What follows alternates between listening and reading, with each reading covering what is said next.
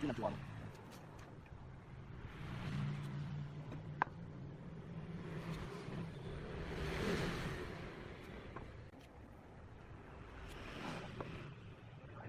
Dưới nhà ông Long, ở dưới nhà ông Long.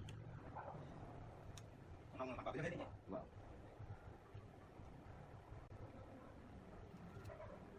Chân như này được không?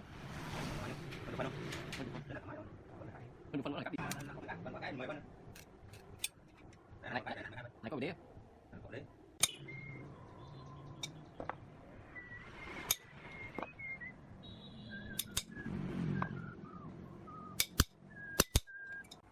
Trong nằm phớt đến tâm mấy không? Trong làm 2 thớt. Mà phớt tới đến 7 thớt. Xả gì thì xả xích. Để con Vài đứa đấy. nó mua cho nếu 120.